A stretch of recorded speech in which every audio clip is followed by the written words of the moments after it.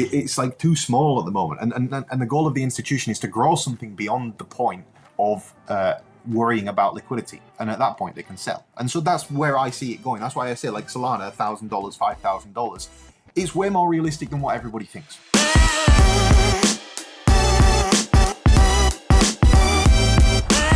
Welcome to Soul Brothers with myself, Simon, where it is our job to throw you into the Solana rabbit hole, show you around in our exciting ecosystem. And today I am joined by none other than Jordan. Welcome to the show.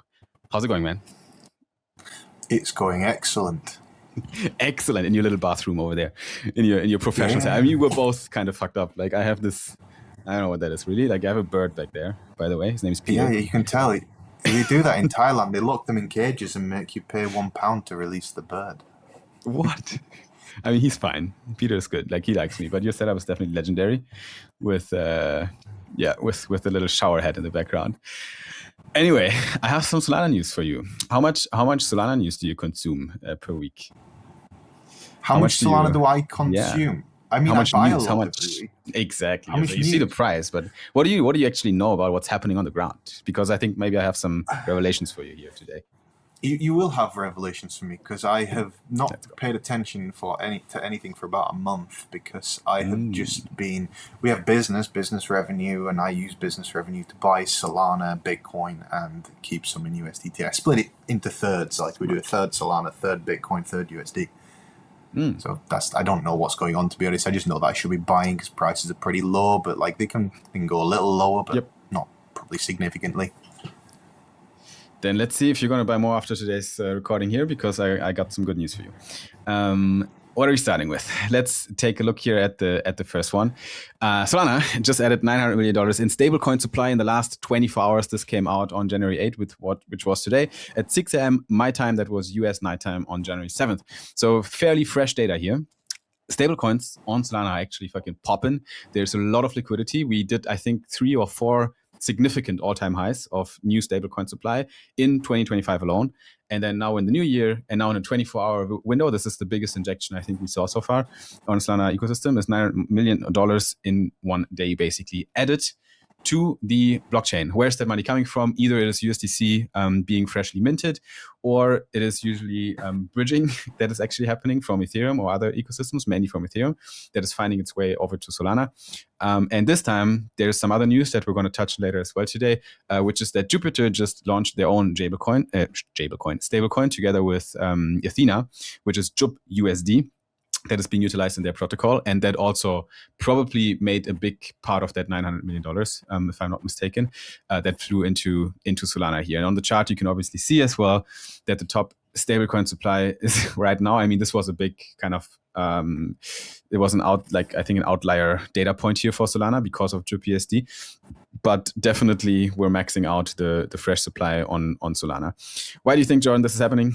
Why does Solana gobble up so much stablecoin, and is that good or bad? What do you think about it? I often wonder. So you've got a transfer there of essentially, we don't know what chain it's coming from because we can't see the transaction, but the one would assume it's coming from Ethereum. The question is, what's that newly minted money on Ethereum? The answer is it's probably something to do with Jupiter doing the thing that Jupiter is doing, and they're probably going to take that stablecoin and then make their own stablecoin off the back of it. For me, I would look at that and I would say, well, how much value is really being created? It's moving around, and that's good for Solana, but the money can move off of Solana. And I was saying, I think the most important metric for Solana is actually the ETF inflows, which I believe have been largely positive, pretty much non-stop. I don't know what it's been since Christmas. And I think that will play into it a lot more, because as you see, these are not that, like, you see their Bitwise, Grayscale, Fidelity, VanEck, and the same goes for anything that they're accumulating. These are not organizations that care about your short-term price fluctuations. These are organizations that are investing customers' money for the long term. And you've got to understand where this money is coming from. This money is coming from probably 0.0001% of your pension fund is being invested by your pension fund manager in this stuff. The thing is, over time, that's an accruing. And so what you've got to understand about ETFs is an ETF doesn't go away. It leads to a consistent acquisition. as the ETF grows and the fund managers continue to put more money in, because you've got to understand about a fund manager, they're not talented, they're not smart, they're mostly idiots with massive egos that work in London that get paid far too much money for doing a very simple job. And because all they have to do is take money from one guy and then buy something. Generally, a fund manager is generally just taking someone's funds and buying. They're not actually trading. Day trading is done by banks, but generally a lot of it's done by algorithms anyway. It's not done by people. The fund manager part of it is all just people get paid far too much money for investing other people's money, and they just portion it out. So that won't slow down, and it's kind of like being part of the S&P 500 in a way, in that you should see consistent buying power coming from that market that will never really result in significant selling pressure, because it's a very visible sell. And that's what you've got to understand. The person that's buying there is selling with a different account. The person that you're hedging, so it's a hedge anyway in a portfolio, but the thing is, it should make up such a small percentage of our overall portfolio that actually in crypto, it means a lot to us, does that money coming in, but to them it's nothing. It just doesn't even make up a smidge on their database. So for them, it's such small money that they'll never probably get rid of it, because it would crash the market if they did. So it's like too small at the moment. And the goal of the institution is to grow something beyond the point of worrying about liquidity. And at that point, they can sell. And so that's where I see it going. That's why I say, like, Solana, $1,000, $5,000, is way more realistic than what everybody thinks. And it doesn't take long. And I have been here, and in so many cycles, people say things can't happen. Everyone said that the Ant shares would never be anything. Ant shares rebranded as Neo and went up 1,100 times in price. You can't tell me that Solana's not going up. You would do anyway. You'd completely agree with me. But no one can tell me that Solana won't do 5,000, because it will. It will. Because it's the way that money works is it constantly loses its value anyway. So even if it took 1,000 years, Solana will reach $5,000. The dollar would just be worthless, but he'll get there. Yeah. So this was also posted a little bit earlier today.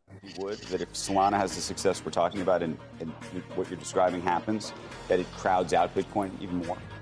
I think that we're already starting to see people diversify away from the Bitcoin trade. Like, in the context of the gains that you can get, it's you see that skew to some of these altcoins, but yes, the utility is with these newer blockchains that can actually serve a use case for tokenized equities. And Robinhood, Vlad Tenev, he is a firm believer that that's where we're moving. And that's why this crypto market infrastructure bill, if that actually paves the way for tokenized equities, that's a game changer. So, I mean, first of all, that's Morgan Stanley, and that is, it's like the next ETF. By the way, it got filed yesterday.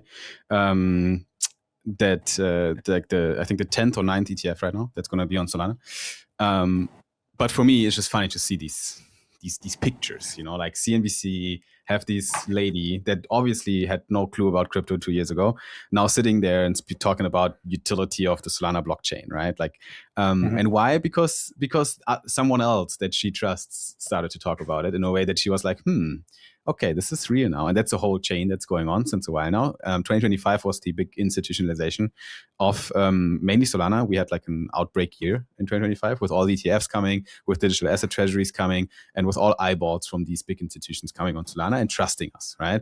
And I think when you say there needs to be a big meta, a big narrative again, it's already happened since last year, and it is the tokenization meta. But it brings in a new kind of people, right? Because those are not meme coin traders. Like, this is Wall Street, right? This is old money. This is traditional finance that are now looking at it, and they're like, hey, this actually, I think we might actually see a shift from old financial infrastructure to tokenization, and it might happen on Solana. That's where we're at right now, in my opinion. And I agree to some extent that tokenization is good. It's just never been executed well by anybody that's tried it. The same goes for RWAs. Mostly, to be honest, what I've seen of it, money laundering. It seems like a great way to launder money, does an RWA project. But my thing about the way it's been executed so far is it's been terrible. Like, otherwise there'd be successful businesses in this space. So the best is yet to come, because we've managed to get to these crazy valuations with purely rubbish products. Absolute. I mean, there's some good stuff on Solana. There's more good stuff on Solana than Ethereum, which is why I'm buying Solana than Ethereum. But again, that could switch at any point. There could be another new blockchain that pops up out of nowhere. But the thing that I like and always have liked about Solana is they got some of that sweet, sweet FTX money from the customers of FTX back in the day. And they've always been a very well-funded, but mainly the key part about Solana, and I think I said this to you the first time, the reason I like it is because San Francisco exists. And in San Francisco, there's a lot of money. And the Solana people are generally over that end of the world. Like the core big money on Solana is there. Yeah, it's US Ethereum money's not there. Ethereum money left to go to the tax-free islands a while ago. But the Solana money is still building. The Ethereum money retired. And everyone looks at Ethereum and goes, well, it's the most adopted blockchain. And it is, which makes it the first blockchain that's going to get overtaken by something else. And I think that's Solana. And if you add Solana and Ethereum at the same market cap, it gives a silly number anyway. So I think that it's just a waiting game. We all have this thing. It's just this constant waiting game for one day this will go really well. Hopefully, fingers crossed. But I don't need to cross them because I'm pretty confident. Like I can show you that we acquire a lot of Solana. But just in a short period of time, we've been buying a lot. And show you a portfolio with a shitload of it. But as you should. Like you're not the only one. Yeah, there's big money acquiring Solana right now as well, right? Like it was last year. It happened. It started with a digital asset treasury. So we have now, I think, almost 20 public companies similar to MicroStrategy that are buying Solana. But we just touched on this topic as well, and I have 1-2 facts about this whole RWA space. Like tokenization, RWA is kind of the same thing as real world assets, bringing assets that are in the real world on the blockchain, making them more accessible. There's a kind of, it's a case that is completely. It makes just so much sense because these assets move without friction on Solana. They are accessible permissionlessly to a large extent. You can get very interesting APY opportunities on Solana on all kinds of assets. And I have some examples that I can show you today as well. But before going to the more precise examples, Securitize, one company that is tokenizing a lot of shit on the Solana blockchain. They, for example, built the Biddle Fund for BlackRock, which was already going live last year, where they are giving institutional investors and high net worth individuals permissioned access. So after you have to kind of go KYC and so on, but then you can buy kind of fixed income instruments on the blockchain on Solana via Biddle, right? So that was kind of a pilot that they did last year. Now they're saying 400 trillion market. Sounds completely ridiculous, but it is the opportunity when we talk about tokenization, because it basically means we want to bring everything that is not yet tokenized and trades on old financial rails onto the blockchain, and that is a lot of it's basically all money, like all significant, a big portion of significant money. They say if we go to 2 trillion in the next 5 or 10 years, that would be a very good outcome for everybody, because right now we're very far away from any trill, right, when it comes to these numbers. And then 400 trillion is the next step. And that's why companies like, for example, DeFi Dev Corp, which is one, shout out to DFDB, it's one of the asset treasuries on Solana. They have a price target, which sounds completely ridiculous if you hear it the first time, of $10,000 per SOL, right? And it is a stretch, but they didn't give a time window. And that's what Jordan basically says as well. It could happen at some point, right? We're not neglecting that at all. Is it going to happen in the next 2 years? I don't think so. The 10K mark, right? But if you bring all global value transfer on this ledger, right, then there's going to be a shitload of traffic that the blockchain can handle, technically, by the way. That's going to be a shitload of traffic. And how does the blockchain make money? How does Ethereum make money? How does Solana make money as a business? It's via transaction fees, right? Like basically the cost of using the chain. So it's MEV, minimum extractable value. It is fees that you pay for transactions. It is tips to Jito to get transactions through. That's the revenue of the chain. And that revenue is going up a lot in times of heavy traffic, for example, during meme coins. And I think that's gonna go parabolic when we see more of these guys tokenizing shit and bringing things on chain and making assets tradable on chain and getting big money as well on the blockchain. And even the Deutsche Bank has this paper. It's the last thing about tokenization here, but probably one of the most. I'm German, right? I know the guys, and one of the most conservative companies, I probably know, Deutsche Bank is saying tokenized capital markets could become the default infrastructure for issuance and trading by the 2030s. Finally, they got it. After 5 years of talking to them about shit, they just needed MiCA, they needed the Genius Act, they needed the Clarity Act, they needed a little bit of assurances that things are being regulated. But now I think, they kind of got it. And they even paint that picture of bringing basically everything into internet capital markets. The logic always has been for crypto in general, for these platforms, is build it and they will come. And the problem so far is everyone has built things and then people do come, like the DeFi stuff, that was all up and chugging 4 years ago on Solana during Sam Bankman-Fried. But they built it, everyone came, and then Sam took everyone's money, and then everyone got poor, and then they lost it all. And the problem was everyone had built staking applications. So all of these staking apps that were going to be the next big thing and the place to put your millions of dollars, then all steadily started getting hacked and taken apart.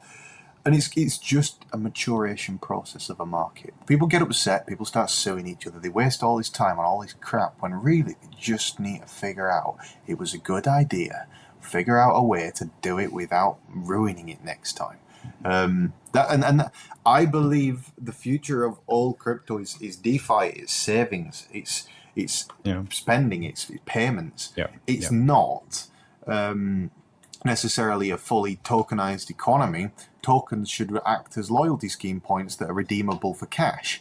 Anybody that's building one that's not a loyalty scheme point type system probably should build a loyalty scheme point type system, because at least then your customers are going to continually use it for what it's intended for. But after these tokens launch, and there's nothing that you can even use it with, which is always going to result in selling pressure because you have no utility and you've made a utility coin. So the coin price will go down because it's not utility. But I was going to show you anyway. I've been buying Solana. So this is how much Solana that I have bought in the past 3 months. There you go. Bosh. Damn. Whale. Yeah, whale I just holder. keep buying more of it every day. But that's just in the past couple of months. We've been saving for a while, but we that's great that you can do it, bro. At this price. Yeah, I also want to point out that this is a portfolio tracking app, and I do not keep that money myself. Just for clarity, everybody, if you come to me, sure, you can rob my portfolio tracking app. I can give you the public key.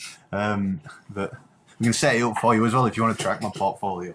But I just think that, because there's also a lot of damage out there in the market, and I think there's a really important point to get across at the moment, is I am only able to buy because my business is successful in crypto. I would not be able to buy that much money in 3 months if my business were not successful in crypto. It would not be possible. It would not be wise.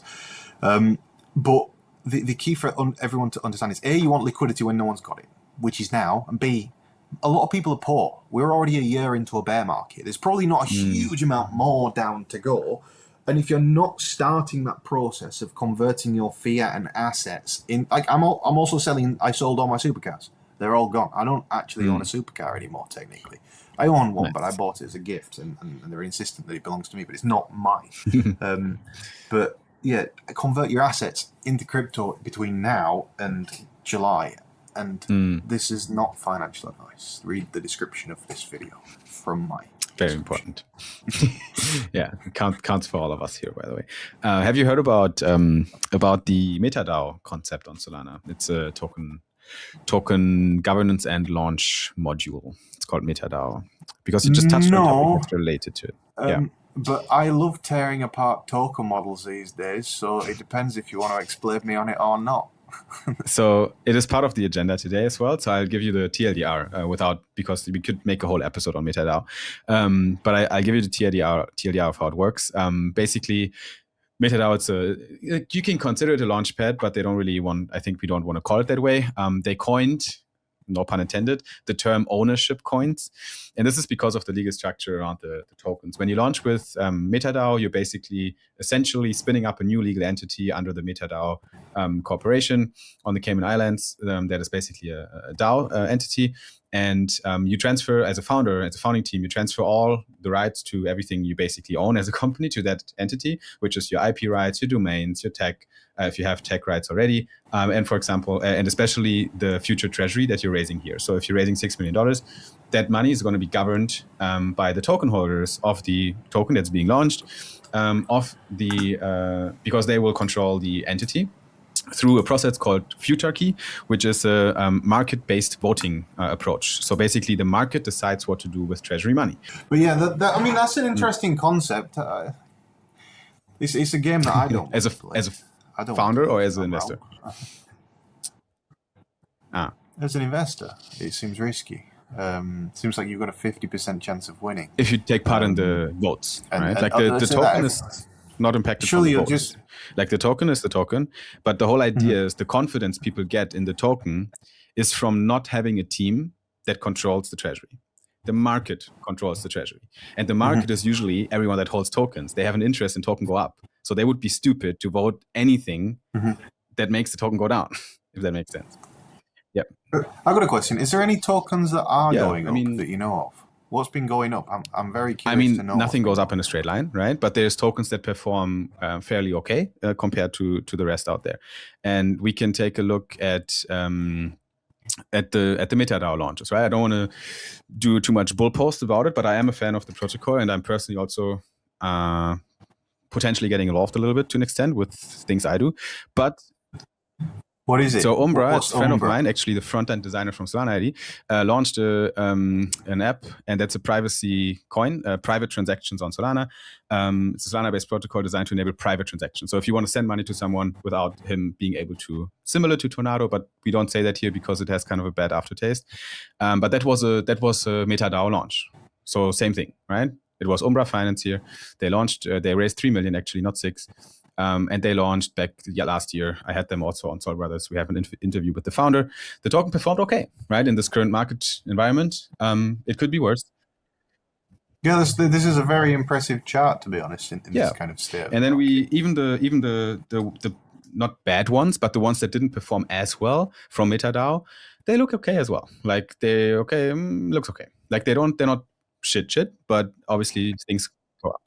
It depends where you bought. Like as a holder, that looks like a stressful time. It is definitely. But I'm also a bit more personally. I have some thoughts on Avicii. Avicii is a card. It's a payment card similar to Cast with a fintech app and so on. I'm a bit I have some thoughts on the whole model. It's very competitive, very difficult to lift off in that market. Solomon, it's also a token, also okay, but not also got battled down from the market a little bit, but they're all Metadao launches, and it always depends on the project as well. But I think it is a good idea. And I personally, as a token founder, like we launched Solid last year in December with Swissborg, and I would do it different now. And I'm considering to make some changes to the way the token is structured, because you're totally right with what you're saying, Jordan. What should a token do really, right? The utility is kind of like, there's no utility for it, like nothing really that you need it for. If it's a meme coin, cool, then just keep it a meme, right? Chip it to the moon. Like there's nothing it needs to do. It's a brand. It has some fun, little things and gimmicks around it. But if you want to build a company that's doing revenue, which basically I'm doing as a founder and Umbra is doing and all these Rangers doing, we want to make money. We want to make revenue, and we want our shareholders to eat, right? And if you're a solid token holder, then you should be a shareholder. And right now you're not, because there's no legal right. There's no attachment between the business, which is going well, and the token, which is going not so well. So I think for this year, my big thesis is that a lot of projects, and I want to be one of the first one, will consider doing something else with their token, and getting the rights for token holders figured out. And I think Metadao is a good approach. That's a TLDR to get that. So something to watch. Yeah, I just think the ones that I've seen work over long periods that aren't blockchains themselves are all finance loyalty schemes. So anything that's a loyalty scheme, and then the token grows with the business, and and you should use your token growth as a metric of the success of that business. And if the token is going down, that business revenue is falling.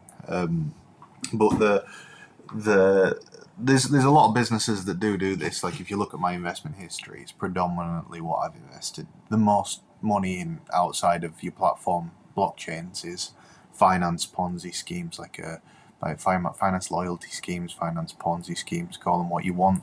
They are that. They're exactly that. But there's no reason you can't benefit from a nice little Ponzi every now and again. There's a lot of upside in Ponzi's as well as downside. But ultimately, that's what most of these founders make, top-heavy Ponzi schemes. When you look across the majority of the crypto space, you have a weighting of assets significantly in teams' favor that teams use to then sell assets in order to fund development. But when a team sells an asset to fund development and then tells the users of that community to buy that asset, that is just a Ponzi scheme. But look, you've got to do what you got to do to survive. It's dog eat dog. No one says congratulations. No one says sorry. So you've got to do what you think is right. And I'm not somebody that is anti Ponzi. I am somebody that is pro Ponzi. I'm just pro getting early Ponzi. We're gonna clip Ponzi. that. Yeah. yeah. You know, literally, do it. Because people misunderstand Ponzi schemes. You only get upset at a Ponzi scheme if you're not very good at Ponzi schemes. Like I've made loads of money off Ponzi schemes. Ponzi schemes are great. I mean, it's easy. Meme coins are Ponzi's, no? Yeah, exactly. Meme coins are 100% pure. The pure Ponzi scheme. But there's nothing wrong with that. They're legal Ponzi schemes. And people need to get on board for now. The future of crypto is Ponzi. And I'm joking. But be careful with that. The future of crypto is Ponzi schemes. That's a spicy no, thing. it's the past. It's the past of Ponzi scheme. But if you find any good ones, let me know. I'm interested. DMs are open, ladies and gents. Business inquiries, and direct them to Jordan then. But I have two more interesting things on Solana that is not Ponzi's, that is not meme coins, that might be interesting as well for you to hear. One is, I don't know if you're aware of this yet, but we do have stocks on Solana. Do you know that? Mm-hmm. Yes. So our stocks is Remora, and then we have X stocks from as well, like widely available. And our stocks from Remora, they have Tesla tokenized, they have Nvidia tokenized, they have SPY tokenized. And you can do a lot of fun things with these because if they're on chain, you can use them in DeFi, right? So you can not just trade them. For example, on Flash Trade, we can trade on leverage, Tesla, Nvidia, and with a wallet, with a Solflare wallet. You log in, you use your USDC, and you trade stocks 24/7, basically, on Flash Trade. And you don't need to sign up to anything, KYC, nothing, right? So you can just trade whatever you want on leverage. And on Loop Scale, you can now, this is from this week, also deposit your Tesla stocks, and you can use them as collateral for either loop them. So basically take a loan against your Nvidia stock and buy more Nvidia stock to make a multiply position, a loop. So that would be a leverage long position on the stock. Obviously, if you select too high of a looping, there's a liquidation level, right? So you need to be careful to keep your loan to value. I just want to add the caveat to all of this of I have used many DeFi applications, some well, some not so well. But in the past 12 months to DeFi hacks, I lost, I think, over 2 million to various different DeFi hacks. And with a DeFi hack, you don't get your money back. You do not. Back. Even the people that tell you they'll give you your money back, they don't give you it back. There's no legal claim to it. And there's no support hotline even for most of these apps. So and I think that's the biggest downside of DeFi. It makes it so difficult to allocate significant sums of money into these. But the idea is amazing. The idea is so good. You loan out your assets, you become the bank. The bank, there's not a problem with the idea. There is always a problem with execution. And you can still never trust any DeFi project because at the end of the day, they'll all get hacked. All of them. At some point. To what degree, who knows? But they are... Well, I do strongly disagree with that, though. I mean, I hear you. I get your point, because especially of personal experience. But we do have a shitload of money in Camino. We have a lot of money in Loop Scale, not we in terms of me, but the industry. And I'm talking, I mean, we can take a look at Camino here on the markets we have. It's an institutional DeFi platform that's being used by a lot of, banks and institutions by now. And you have a few stablecoins, and we have, we can look at the supplies here, but it's like a couple 100 million Solana, a couple 100 million. Obviously, it's not compared yet to traditional financial markets, but if you sum them all up, there's a significant amount of total value locked in Camino. And Camino has, I think, 18 audits or something. I think they say it somewhere. And I can believe that. It's just like Swissborg had 18 audits or whatever, and they still got done. And the problem was not even with them; it was with the platform that they were using, and they'd had a bunch of things. DeFi. And I clicked on the safest fucking vault, and they still lost my money. The question is, why did they? I criticized that as well, actually. Like, why did Swissborg work with this entity that no one ever heard of on Solana? Like, they were a very unknown project, and like we didn't really. I was like, why don't they work with like Camino or Lookscale, one of the big ones that are audited, that are widely talked about, where the founders are doxxed, where like there's a lot of cloud around this. It just wound me up. That whole situation wound me up very significantly, and especially with what Swissborg came to me saying afterwards. I was disillusioned with it all. So I don't know where I stand on all that at the moment, but we should probably not talk about it, to be honest. But there's a lot of money involved in that whole situation. Yeah, I understand.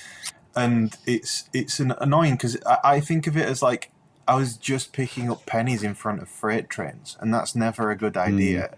The amount of money lost was not worth the amount of interest that it made. Not even close. The most frustrating thing as well is I staked that money 2 weeks before the hack. It wasn't even that long. And not only that, the day before the hack, I staked an additional 100K. No. I was like, no. And I was like, I'm doing the sensible thing. I'll put it in the low risk vault. I won't put it in the medium one. I'll do the lower risk, less yield vault. I'll be sensible. Yeah, that paid out, didn't it? I understand your view on things if you lost that kind of money in things like this. So I get it. And we do have a lot of work to do still in the industry, but I am not like partially based on data and partially based on gut feelings and partially based on people in the space, very bullish on Solana DeFi and some of the apps that we have that are battle tested. And I think we're almost over the hill when it comes to testing these apps and making them sustain hacks. Like if Camino gets hacked, I would fully market this shit. Like I would definitely put money on the line and say they will not get hacked this year for significant amounts of money. No way. But that is, I'm not even in love with anyone there in the team or something, right? It's just like a very neutral position. It sounds like you're putting out a bounty on these people. If somebody's like accept Simon's challenge, he'll give you 100K if you can hack it. So crack on. Yeah, I mean, if I could throw on that money, sure. Last but not least, one more news from the Solana ecosystem here. Shout out to Usman from Oro, because Oro Gold app is bringing gold on chain. Also really cool. So they have tokenized gold, and it's actually really Dubai-based gold reserves that they have physically over there in vaults. And on Oro, you can basically buy a tokenized version of it. If you really want to have a claim on the physical gold, you need to do KYC on Oro. But then you basically have a tokenized version of physical gold, and you can, seamlessly buy it in a few clicks. That in a few clicks. That kind of thing is good. I always liked that. But they've been tokenizing gold in crypto since I got involved in it. People have been making these little gold Ponzi schemes. They were a pretty good idea. I think they haven't cracked the case how Oro is doing it. That's why they made a lot of waves on Solana, because they actually have these physical vaults in Dubai with like some legal structures around it and shit. So it's really cool that you can actually own not a derivative, but an actual gold nugget. Well, the other thing about gold is if you're considering buying gold, the cheapest place to buy gold on earth is Thailand. Thai gold is cheaper than any other gold by about 3 or 4%. It's not even lower quality. It's just cheaper. The Thai spot market trades between 3 and 4%. You can ask your AI. Thai gold, the cheapest gold. It's got a slightly different color to it, and I think that's why. We should tokenize Thai gold then. Yeah, literally, you can make money. You could make 3 or 4% the difference by having your treasury of gold in Thailand, because you can buy it cheaper than spot. So. Like there's money. We should ask Usman about that if he ever looked at that, because right now you only have to Dubai gold. I don't even know where the gold is coming from, honestly. It's just stored there. They make more money if they bought Thai gold, because you could charge the same amount of money and just make the difference on the spread. Usman, if you're listening, write that down. Cool. Alrighty. I am almost done with the news for the section today, for today's live stream. I have 2 more shout outs that I want to give. One is to SNS, one of our partners here, Solana Name Service. Just a shout out to a new feature they introduced to their domains. By the way, sns.sol, I actually wear the shirt today. Very easygoing if you want to abstract away your pub key. You might know it from Ethereum, ENS. We have it on Solana, it's SNS. They just launched a nifty feature this week to simplify the way you can find domains and buy them either new or from the secondary market on SNS. And then Flash Trade also has a new little feature. Nothing huge, obviously, in their app right now, but I think it's really cool. You can create a little home screen bookmark for the Flash Trade app, and it's a DEX, right? It's not a centralized exchange, and it saves your login credentials. You can log in with Google. It abstracts away your wallet. You click on the home screen, and you're directly in your trading. You don't need to open a wallet. You don't need to open anything. You're directly in your wallet. You can fund the wallet that you have there with the credit card, or you can send Solana from anywhere, from an exchange to it, and you can trade leverage up to 500x, you're welcome, on Flash Trade if you want to, but you can also leave the degen mode off and just go 100x max, or be sensible and don't use leverage. But those are some shout outs to some DEXs. You don't trade a lot on DEXs, do you? I don't like DEXs. I think DEXs are a generally bad idea because I think that DeFi is a generally bad idea, not because it's not good, but because execution has been very poor throughout crypto history. And even DEXs, the point of failure for the DEX is at the point where you submit that transaction, and they're getting Bybit, like they did Bybit for $1 billion just because they install some malware on your computer, and at the point where you're approving that transaction, it changes the wallet address or something like that. And I just, dealing with the wallets that I deal with, I don't like to touch anything that says connect your wallet. It feels bad. So I'm scared off it. I've been robbed for millions, like millions and millions have been taken from you. At that point, you develop PTSD about this shit. Yeah. I won't touch DEX because I don't trust them, and I like Bybit. I also like Weeks. In my video description, check out Weeks and Bybit. Yeah, I like my centralized exchanges. I like my Chinese men that run the Chinese centralized exchanges. I get along very well with them, and I trust them because these people are like that. I've known them for years, and the Chinese centralized exchange mafia are really good at building exchanges that are really nice. And so I just feel like I'm somebody that comes from a different time in crypto, whereby I believe in self-sovereignty. I believe that all of that stuff should be done with Bitcoin, and I believe in that you can free yourself with Bitcoin. I then believe that when we're going into things like Solana, you're probably going to be definitely a lot more pro build, create, do, use, all of this other stuff. Whereas I'm pro save and cash out on people when they start cashing in. My view on the market is very... I'm here for personal sovereignty with my finances. Oh, look, it did a thumbs up.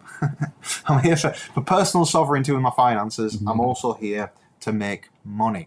But I'm not here to pick up pennies in front of freight trains. And then the last year I got hit by several freight trains, and I am tired of freight trains. So I just don't connect my wallet to anything, and I don't send anybody any money. Because if you watched the video that I posted yesterday, it was traumatic. 2025 was traumatic for me. So it's not even because just to point out, not to discredit whatever that exchange was. It's just personal preference. It's not to talk. I don't know anything about that platform. I can tell you that generally a platform offering 500x leverage is more of a casino than an exchange, but often casinos make the best exchanges. Look at the ones that I use. Both of them are very kind of like, they make your eyes pop when you go on them. They do it for a reason. It's designed to be like that, but that's why I use them, because I like the way they look. So the casino style exchanges I prefer. It doesn't matter what platform you trade on. At the end of the day, if you're going to be smart about it, you connect it to TradingView, and then you trade on TradingView anyway. But I don't do that unless I'm trading with Stonksy. Aside from that, I would also say that, and I know that it's frowned upon also to have leverage. I want to point out Weeks in my video description also has that crazy kind of leverage. But the crazy kind of leverage is not bad. People just don't understand. if I, for example, and I've done this, and this is why I know that you can do this too if you've got a lot of money. So say that you've got a portfolio of $100,000 and you want $200,000 tomorrow. We can achieve that. We can achieve that very, very easily.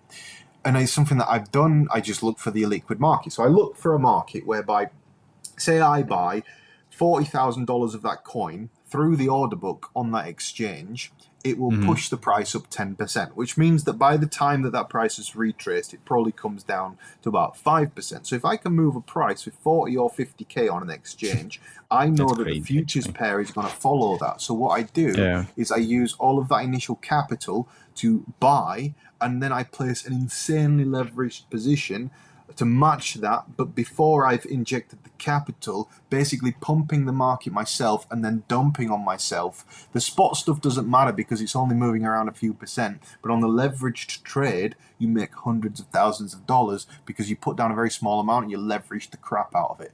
And I have done this many times to make a lot of money over the course of the past few years. The opportunities don't come around all the time, and to do ideas like this, you do actually need, these days, a lot more money than what you used to.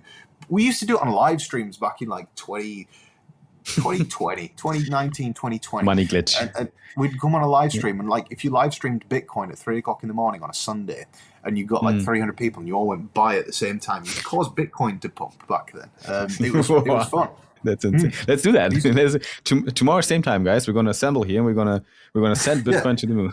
No, but honestly, the other thing that you can do well is like. So I don't know why no one's done this as a meme coin yet. Somebody should do this as a meme coin. I don't know why no one's done it, but you get on a stream, you're already famous. That's probably why no one's done it. But if you get on a stream and you're already famous, and you make a coin, immediately that coin is going to be $1 to $3 million. But if you, the idea's just left my brain now. There's a way of ethically doing this. That was it. You get everyone to buy all at the same time, and you time it, or you collate those funds and then drop it in, or you work out some kind of smart contract where everybody sends the money to the smart contract. The smart contract buys it and then distributes. It would be a very interesting way of doing it. But then, how do you? At some point, you have to pull out again, right? And as soon as people start buying, selling, there's going to be people that lose money. Well, that's the game. It's a Ponzi scheme. Like, some win, some lose. Don't complain. Don't play if you don't want to lose. Like, fuck off, you fucking pansy beat. Shut up. Don't say these words. We're gonna beep these words here. Actually, I don't give a shit. We don't beep things on this show, at least. But maybe for the algo. Yeah, I mean, the algorithm doesn't generally care after 10 minutes. Just like you can, as long as you don't swear in the first 10 minutes or something, you're fine. This guy knows. Yeah, like he does cause your views to drop off if you swear within the first 10 minutes. But yeah, I think that there's many interesting things happening in this space at the moment. But only one or two of them is going to make a lot of money, and the rest of it's going to be crap. It's everyone's job as an individual to identify what's going to be good. For me, as you can tell from my eyes, I've been staring at screens all day again, because it's time to figure that out. Like you need. I'd say that in a market like this, you need autism, and just autism is really, really helpful in these kinds of markets. It allows you to, or a genuine interest. That's also pretty good. But like a lot of people, I've seen it in my comment section throughout this video. Like I keep seeing some of the comments. I'm not replying to anything because like I'm doing this, but I've seen some of the comments being like, "Oh, there's only so many viewers watching right now," or whatever. And it's like, well, sure there is, but the ones that are watching right now are going to be the ones that's rich in 12 months, and they're going to go and tell their friends to go and buy in 12 months, like we always do. And then the people that buy then don't end up getting rich. They might make some money for a while and then lose it again on the way back down. The people that make money in these markets are the people that stick around and figure out all this stuff on their own when there's only 40 people watching a stream or whatever. I don't know how many people there is watching now because I turned. We actually have 1,200 through all our combined channels. Okay. So there's people. Is that including mine? Yeah, you're on your X. You have a lot of views. Okay. So 46 on YouTube watching live, which is not huge for me. It's pretty shit, to be honest. But it is what it is. Yeah. I appreciate all 46 of you for turning up. Exactly. Let's appreciate the people that are here instead of punishing the ones that are not here because the ones that are not here are just not going to get rich, are they? But even if we said absolutely nothing useful in this thing, at some point, and it's always the case, at some point, one of the things that I say will be so incredibly correct, and it will happen again, and we'll make 1,000x in a year. And when that comes, you're going to regret not sticking around. You've got to stick around for it. Like, if you're not going to stick out the bad time, then you don't get to enjoy as much of the good time.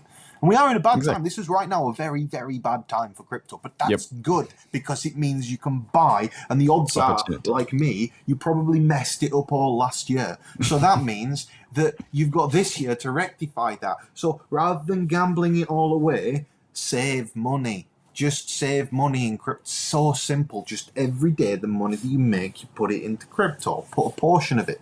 And that's all that I do. I just put a portion of it. Like that money that I've been buying Solana with. That's a third of the income that we made in the past, however long, not long at all. And we just steadily buy. It's a little bit, a little bit for me might be different for others, but it's just, you ask if you asked a financial advisor right now, should you buy crypto? They'd say, no, absolutely not. And that means you should buy crypto, because financial advisors have never been right about crypto. They've always been consistently wrong. So, yeah, that's... 100%. I will talk forever if you don't shut me up. That is a good moment to shut Jordan up and to at least make the cut for the video today. So thanks for watching this clip. If you're on YouTube, then thanks for that. Definitely check out that Martini guy on YouTube as well if you are not yet a follower of him, even though most of the people watching right now are probably from your audience. But yeah, check him out on Instagram as well, and on Twitter as well, because you're pretty much everywhere. And you're fairly active, and you guys are also having an amazing community with crypto savings experts. So big shout out to Spud, who's keeping the shit together at CSE and managing the whole thing really well. There's a private Discord where you can actually find very interesting trading signals from Jordan himself that he's putting out there. And I think there's going to be some stuff happening in the next weeks that you can be excited about. Right, Jordan? Oh, we're about to make a lot of money, I can tell you that. I mean, as a community, I don't mean me personally. It's not like I'm milking everybody from what, and I'm not doing any of that. But this year is going to be an amazing year. I know that because I already have autism. Here we go. Here we go. So, lads, thank you so much for joining in, and we'll see you at the next one. Peace out. Ciao. So, we're still live, but we can also close down the stream. We just needed a clean break for the recordings. So yeah, thanks everyone here in the stream as well. There's lots of comments. Some people, obviously, Spud says, and CSE. So people say we should give CSE a shout out. We did that, guys. Yes, use Crypto Saving Expert. If you're watching, you'll find a link for it in my video description as well. I'm going to be live on a Chippy Spaces this evening, and I will be making some announcements. On Twitter? Yeah.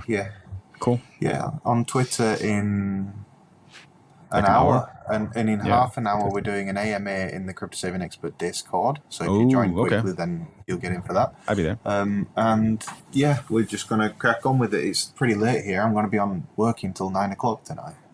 And I was working at 7 o'clock this morning. Like, people go, oh, I'm going to take some time off. It's bear market. No, this is when you work harder than ever. This is when you put the time in. And then in the bull market, you stop making videos and you fuck off and dump on everybody. I'm joking a little bit, but only a little bit. Well, you got to sell at some point. Dump is maybe a harsh word, but he means to take profits.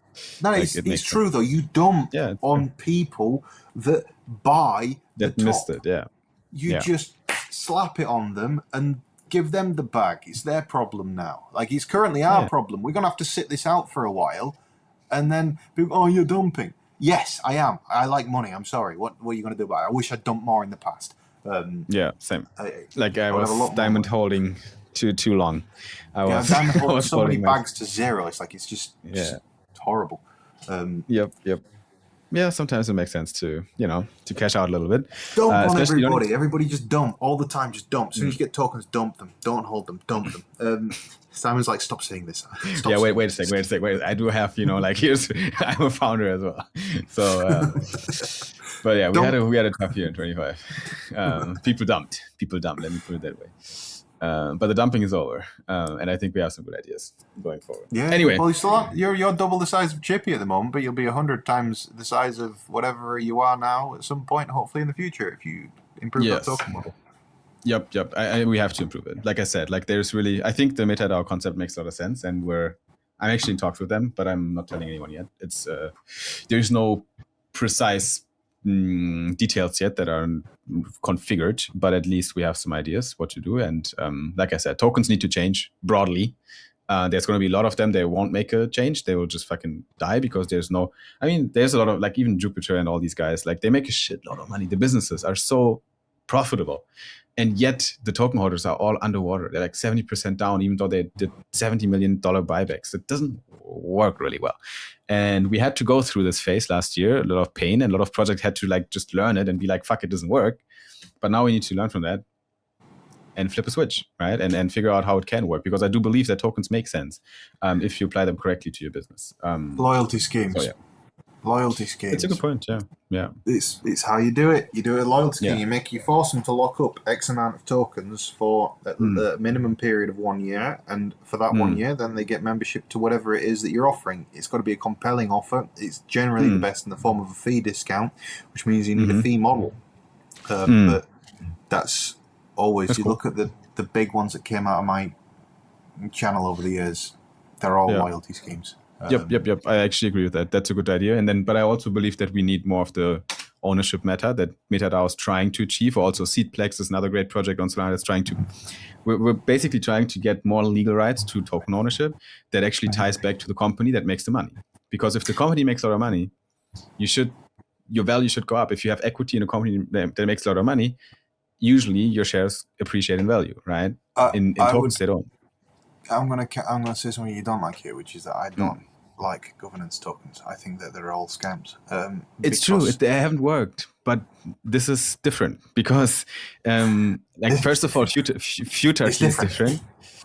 The whole model works different. You should if people out there have no idea what it's about, just ask. But the biggest problem. The biggest problem with the governance token is nobody gives a shit after they've got it. Like, no one cares about voting. The only people that care about voting are the people with a lot of money in the system. And they generally, in governance tokens, with the current design of them for the most part, have all of the voting power anyway. So what does my little fish tokens mean? They don't count for shit. So governance models don't work, because what it needs to be is every token holder has one vote, not each token is one vote. And I've always said this. I've been having this problem with blockchain since Nulls back in 2017, when I was telling them, guys, you need to make this a democratic system. Look at Nulls now. Nulls used to be one of the biggest projects. Nulls has now disappeared. It's gone bankrupt and gone. It's got delisted off Binance and everything.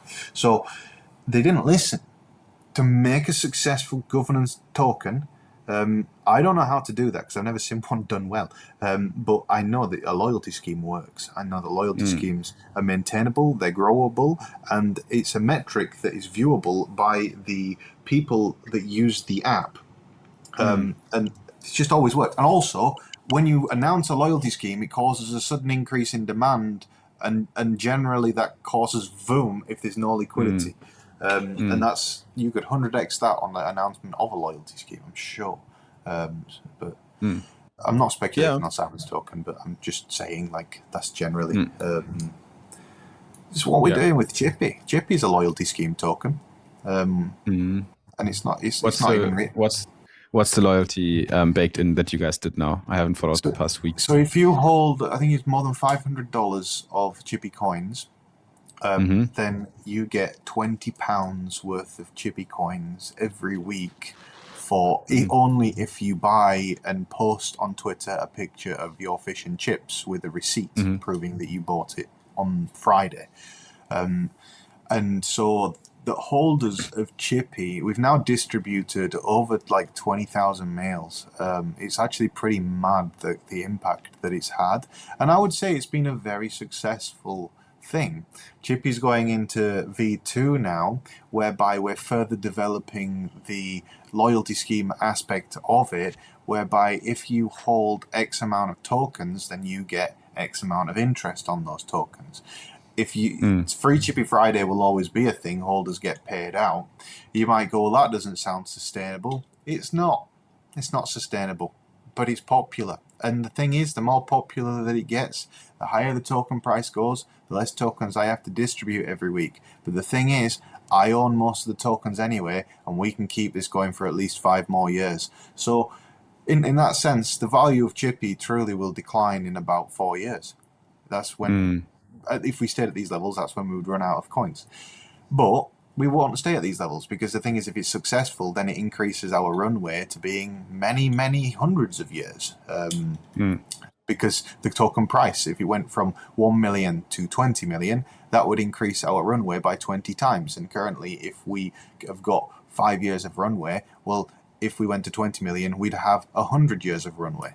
And so, bearing in mind, this is a project that, and this is why I don't necessarily agree with the founder, and there'll be many people from your side of this watching that are founder-minded people, but they don't understand that it's not about raising money. We never raised a penny for Chippy.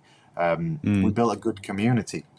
And for the app-wise, to develop the app for Chippy in total has cost about $35,000. But the thing is, on the initial run-up, because it was such a good run-up at the start, we managed to raise a little bit of money off the market. And by raising that money off the market, we've been able to keep it alive, fund development, do everything, and still have a treasury with over $500,000 in it. So it's, in that sense, it's not necessarily... the goal with every token is a marketing exercise. It's how many people can you get to understand and believe. The problem is that most people don't want to understand, and they want to believe, but they don't understand because they don't have the intelligence and they've not been around long enough.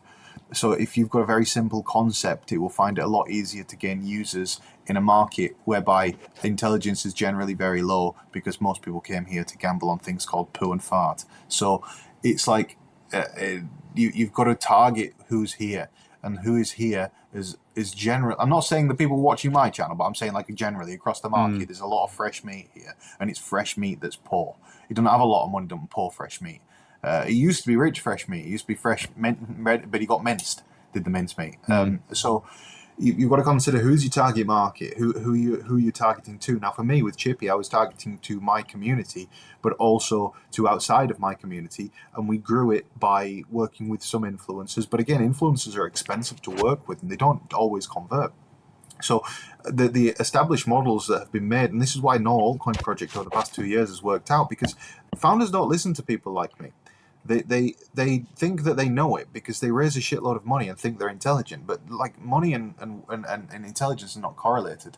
So like, you should tell from watching my channel over the years, you should know that. Like, I'm not very intelligent, but I got a lot of money. I'm joking. I'm good at specific things, very specific things. Outside of that, so what do you tell these stubborn founders? What do you want to say them? What do you want to say? What I want to say is, you were all focused on tugging each other off, saying how great your businesses are, but none of you make any fucking money. All of you raise money. All of you got bags of cash, but it's bags of people like me's cash. And you don't listen to people like me, but we're the people that made the money. We're the people that made the business. We're the people that have got regular cash flow. You guys have got nothing. Not you specifically, Simon, but in general. You guys don't listen. You think you're more intelligent just because you went to university, you studied something, you made a startup. I didn't go to university. I didn't study anything apart from the internet for 13 years, and I have more money than you because I'm better at it than you. So listen to me in a sense of the ego that goes along with founders. Honestly, you should never get me started on this topic, Christ. Ego and founders, I hate them. They are the worst. The guy that founded Beoble, what a fucking I don't know what that is. Like some shit app on Ethereum. The guy had an ego the size of the Titanic, and he went down the same as well. Like, but the problem is, these guys dumped and unloaded loads of money on innocent people that were buying into a concept. But the problem is, now the founders from this period of time have got a lot of money. So I won't buy a single altcoin that I don't know the founder of before this next bull run. Like, I'm not doing that. Any new project, don't buy it. It's a scam. And that's my narrative this year. I'm going out there with that on this channel. If it's new, I'm not interested. I'm sorry. You've got to prove yourself. I want 2 years worth of financial keeping records and everything like that. It's far too new. But the ego that goes along with the founder makes the founder unable to take advice from somebody like me just because I don't have a qualification. And just because you raised shitloads of money. Like, these guys during the last bull run, they're raising 20-30 million, and they've got massive egos because of it. And then go buy Ferrari. Oh, I'm this, I'm that. You're not. It's a recipe for failure. Yeah. Like, if you, as soon as you become like this, and as soon as you think that other opinions don't count anymore and you're always right, it's a recipe for you. That's a rule of life anyway. It doesn't matter if you're a founder or whatever the fuck you're doing. Like you should, I'm all for having strong opinions. I have very strong opinions on shit, but they are not eternal. Like you can change my mind. Like I'm happy to, I want that as well. I always try to talk to people that have other views because I want to challenge mine. But a lot of times they don't manage to make a switch. Like I stick with my opinion. But if they do, then okay. And tokens are a good example. Like I thought I figured it out end of last year already. And I listened to a lot of people that gave me good advice on tokens. But now I say that advice is actually not that good anymore. So, and that is one of the reasons why I want to, tweak some things, because I think it's okay to change your views on stuff, but you need to get into a good argument and get some valid points. You want to make Solana ID 100 million market cap. You make a payment gateway with a debit card, which costs probably 25 grand to get that to happen, to get some cards printed and everything. And then once you've got your payment gateway set up through a white label debit card supplier, you can then do the thing that I said, which is a loyalty scheme. And then as soon as you announce a loyalty scheme, it'll go bam. Like the thing is, I have some ideas around this as well, but there's already too many existing cards, I think. But there's Solana ID as a product can actually be a good distribution method for these cards. Like we can, you can implement your cast card and so on in a Solana ID in your profile, and you can get some benefits from us if you.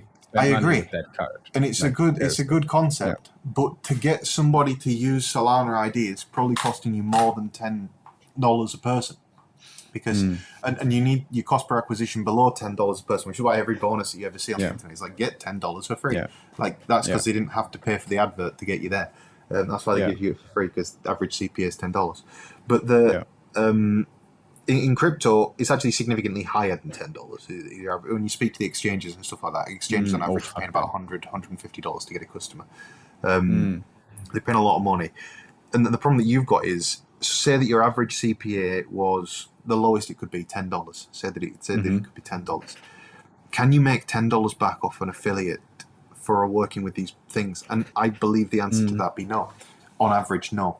You probably wouldn't cover costs in this way. You need to be the portal. I have tried a business already in the Crypto Saving Expert. Part of our initial business plan was to do exactly what you're describing.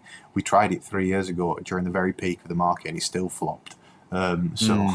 People don't give a fuck. There's a whole page on Crypto Saving Expert dedicated to like discounts and deals and get this, get that. No one ever clicks on it. It's like the least clicked on page on the website. But you go on that web page, you get loads of money, and the thing is, it benefits the business. But people don't care. No one's interested to save money. The people that are here have changed shape. They used to all be freedom people. Now they're all gamblers, and you have to appeal to that different market. And a gambler regularly uses a gateway. Fair. We had we ran some experiments as well in that direction, and every time it worked, it was when it's not a discount, right? Like the way Solana usually works is that the rewards are actually valuable benefits. Like the cast card, for example, we did a campaign for cast, and the card costs $100, right? If you want to get the physical card, if you want to order the physical, the virtual one is completely free. But if you want a physical cast card, so that's like this shit here. That's phone broke. So it's basically a crypto card that has like Solana on it just for fun, but it's a fintech, right? You can pay with your USDC. Costs $100. If you have a Solana ID, if you have a decent on-chain kind of track record, not too crazy, then you get this card for free. We did a campaign around that, like an acquisition campaign for Cast, and it's a quite cumbersome sign-up process because you need to download an app, do KYC, and so on. And we still managed to get a fairly good conversion rate on this because the thing is $100 worth, right? So if you gate it a little bit, if you make the perk valuable, if it's like 10% discount on some bullshit, difficult to sell usually. Like that, I agree with that, right? But if it's something that has, it's changed for exchanges as well, though. For like, if you're working for a derivative platform, for example, a fee discount is actually a preferable offering to a money bonus. Statistically, it does better. Okay, for the users. The users always prefer a fee discount because it gives them a longer term for that model.